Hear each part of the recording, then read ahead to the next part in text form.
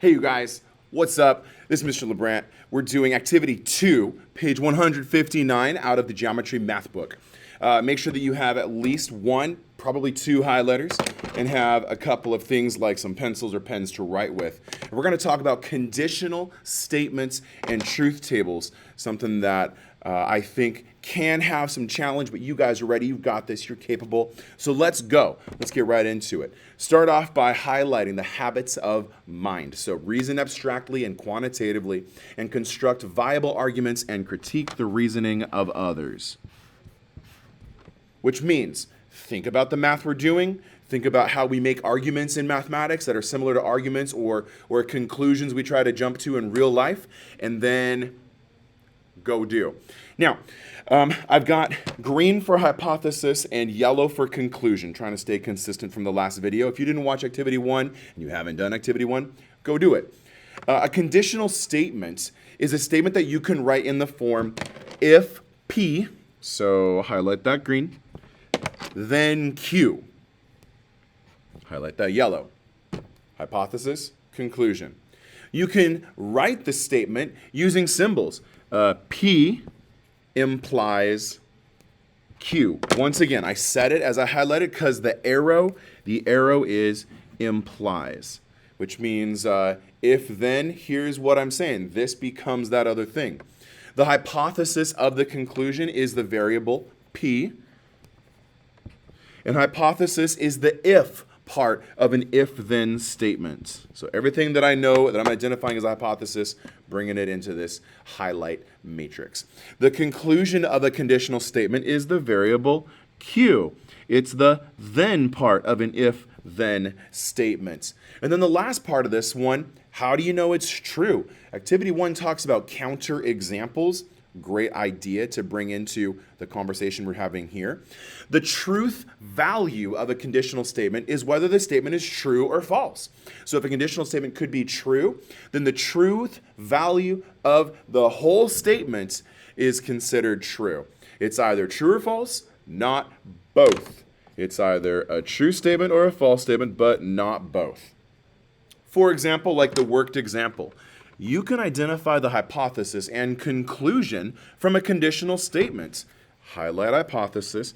If x squared is 36, then x equals 6 or x equals negative 6. That's the conclusion. That's P implies Q. We're going to rep that. We're going to talk about the truth of it. By the way, is that true? Well, yeah. We can think about how 6 squared is 36. And also negative 6, put it in parentheses, square it. That's also positive 36. So that's a true statement. Consider the conditional statement. If the measure of an angle is 32 degrees, then the angle is acute. So to do the math for this section, we need to highlight the hypothesis. If, then, that's our hypothesis and conclusion. P implies Q. And we labeled it, so you could write it all the way out right here if you did it for number 1. That's why a highlighter works, you guys. Okay, let's go on number 2. If P is true, okay, so remind it, if the measure of an angle is 32 degrees, and Q is true, so that says that the angle is acute. What does the phrase if P is true mean? So hypothesis, right? It means that if we have an angle and it is 32 degrees, right? We have to have that. That's what we said. We know that we have this 32 degree angle. We know we have it. Okay, so there it is. You could draw it out and put it there, like on your paper. There's a 32 degree angle. This is not really 32, but I'm gonna draw it in there. Boom, there it is, 32. We have it. I can semi-see it. Well, then part B, what does the phrase if Q is true mean? Well, it means that the angle is acute. Okay, it means that we have an acute angle.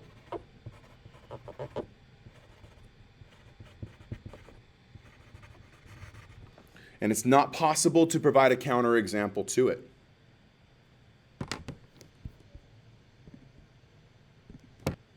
All right, so page 160 now. Page 160.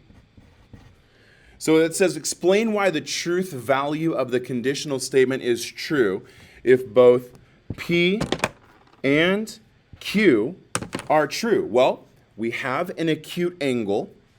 No, right, I gotta start with the P part first. The P part said we have a 32-degree angle. So we have a 32-degree angle. Acute angles are less than 90.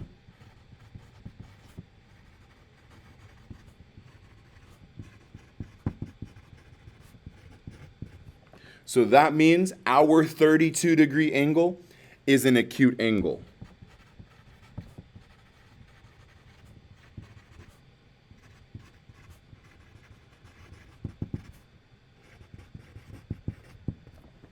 There you go. So we have a true statement, that's a P value. We have a true statement, that's a Q value. And then when you say P implies Q, if you have a 32-degree angle, then it's an acute angle. That's a true statement. Let's try about some other situations where maybe it's still the same thing, but not. Number 3, if P is true and Q is false. Okay, so in pieces, what we had before was we have a 32-degree angle.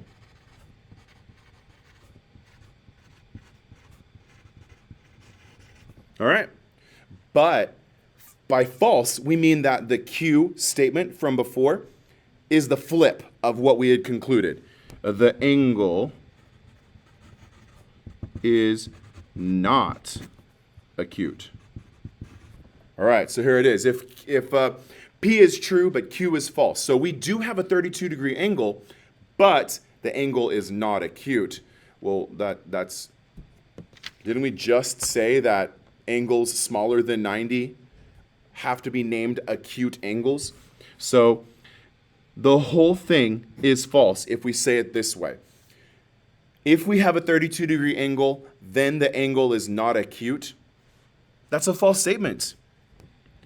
Because all angles smaller than 90 degrees are acute. This Q is false statement is wrong. Makes the conditional false. All right. Number 4. If P is false and Q is true, well, that means that the truth value of the conditional statement is true. So what does the phrase if P is false mean? We got to go back to the original statement. The original statement said if the measure of an angle is 32. That's a statement we're saying is a positive true statement. To make the statement false, say the word not. Okay? If the measure of the angle is not 32 degrees, all right, then the angle is acute, all right? So that doesn't change for if Q is true. Then the angle is acute. So it didn't change, which is what we're trying to say. There's this idea of the truth statement being false or true, and if it's false, you flip it. And if it's true, you leave the statement the same. And I'm talking about those sections only, the sections that are the hypothesis and the conclusion. Here's the thing, though.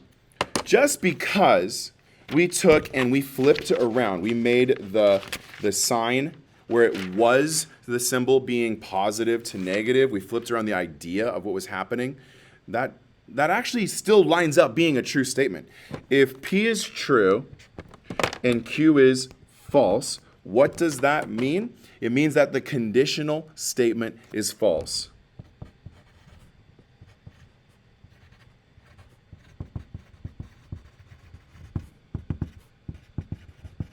Like altogether. If one of the pieces is true, but the next piece is false, then the whole statement is false. But this is where it gets a little bit trippy, all right? The statement is false. Okay, so what that means is if the acute angle, if the angle is 32 degrees, but it's not an acute angle, that's not true. On the next one, page 160, oh, we're farther ahead than I need to be. Oh my goodness. Hey, here you go. We'll come back to that one. Sorry, I mean to be on page 161. All right, a little pause, a little break, a little breaky break. Here we go. Okay, my bad. Page 161. Explain why the truth value of the conditional statement is true. If P is false, then Q is true. So that's telling us that if we don't have an acute angle, but the angle is, no, I'm sorry, I said that wrong. If we do not have a 32-degree angle. All right, well, cool. Could it be something else, right? Could it be like still an angle less than 90? We might still have an angle less than 90 degrees. So even though we don't have a 32-degree angle, we might still have an angle that is less than 90. And so therefore, that tells us actually, yeah, this is a true statement. It doesn't necessarily mean that we have like the counterexample. This is where counterexamples kind of kick in too. We had a 91-degree angle. That's not 32. And yet we're starting with our premise, we don't have a 32-degree angle. So I haven't said what that angle could be, what that angle should be and is. I'll read it right out of the book. The truth value of the conditional statement is true because by definition, an acute angle is an angle whose measure is less than 90 degrees. Oh, we are restricting it to angles that are less than 90. An angle whose measure is 32 has a measure less than 90 and must be an acute angle.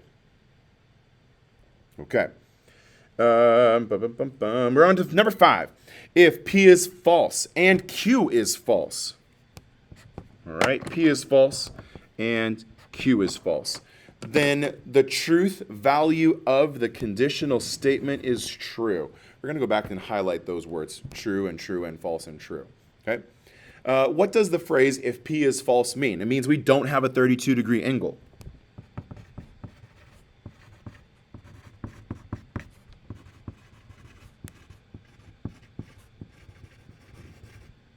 Okay, cool. We do not have a 32-degree angle. So then also flipping around the if Q is false.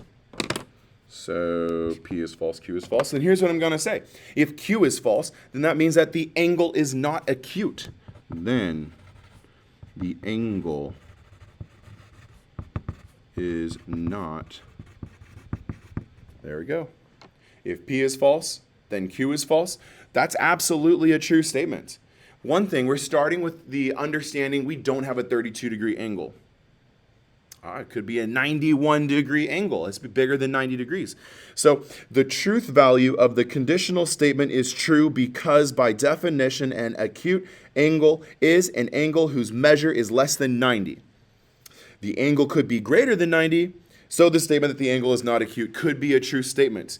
We could have an angle that is bigger than 90 degrees. That would be an obtuse, not acute.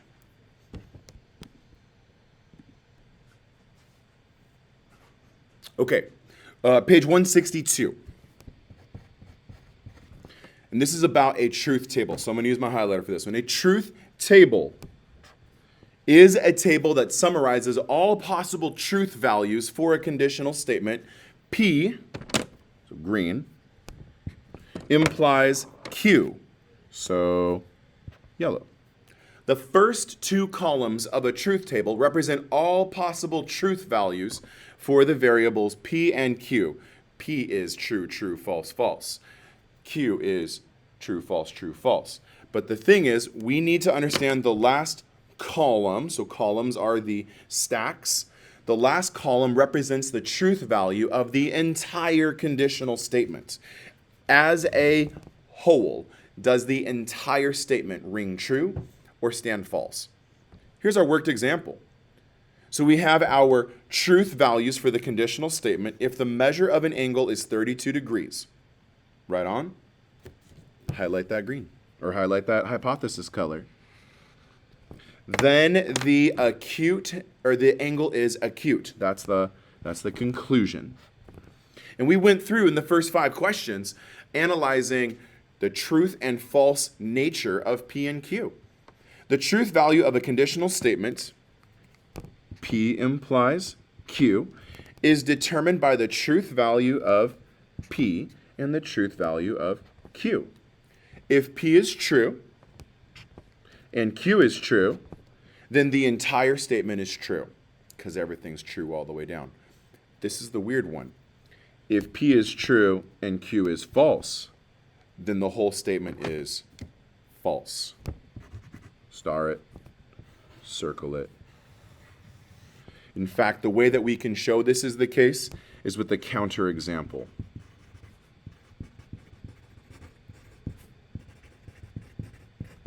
Counterexample much? If P is false, then Q is true, or if P is false and Q is true, then that's saying we're starting from a false premise. Something's wrong from the very beginning, so it doesn't matter what you conclude, the whole thing's a true statement. And if you're starting from something that's a false statement, and you're concluding something that is a false statement, then unicorns are rainbows. You get a true statement out of all of it. Here's the way that it works out in shorthand. True, true, false, false. Write that down. It is there, but you're going to do some of these in your practice. True, false, because that's flip-flopping, right? You're flip-flopping the cues. And then these conclusions here, true, false, true, true, true, false, true, true. That's the finishing work of the table. Let's do number 6. All right, consider the conditional statement. If the measure of an angle AB is 6 inches, and the measure, the measure of the line segment AB is 6 inches, and the measure of line segment BC is 6 inches, then AB line segment is congruent to line segment BC. Congruent means same size, same shape, same direction.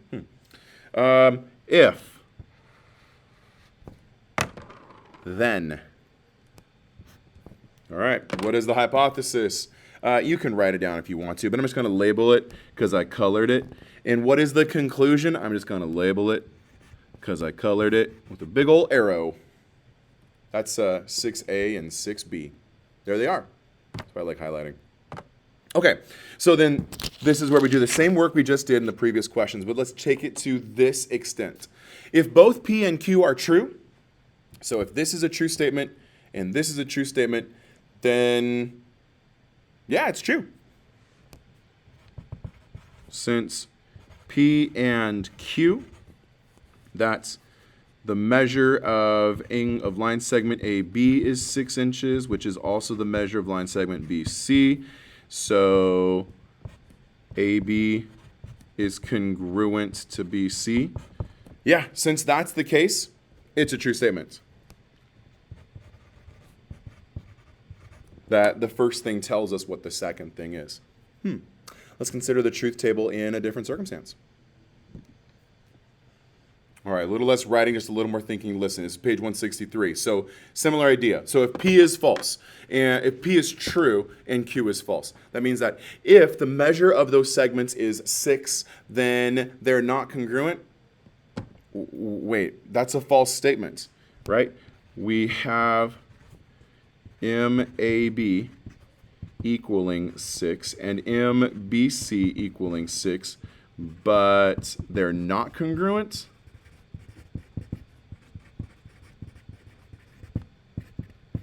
How is that possible? How can they both be the same length, 6 inches and 6 inches, but not? That doesn't make any sense. So it's a false statement. If P is false and Q is true, so highlight P is false, highlight Q is true. If P is false and Q is true, okay, saying it. If the measure of line segment AB is not 6 inches, or the measure of line BC is not 6 inches, then that tells us that they're the same.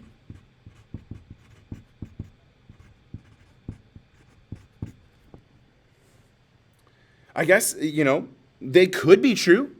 I mean, they don't have to both be the 6 inches in length. They could be 12 feet, 12 feet, 12 feet. It could be 1 mile, 1 mile, 1 mile for both line segments. It's just that we're saying they're not 6 inches. So we're starting from a premise, the P for premise. We're starting from the premise that these are not what they were in the original statement. But we're getting a true conclusion because they both could be the same length. They're just definitely not both of them 6 inches. If both P and Q are false, so both P and Q are false, what does that mean? So that means that the measure of AB is not 6 inches, the measure of BC is not 6 inches, and that means that they're not congruent. That's totally true. P implies Q is a true statement. That's this. The measure of AB is not equal to 6 inches. The measure of BC is not equal to 6 inches. And that also implies that the measure of AB is not congruent to the measure of BC. I mean, absolutely. They're just different lengths. There you go. Let's summarize these answers by putting them in a truth table. So we're going to put P, the statement, the measure of AB is equal to 6 inches.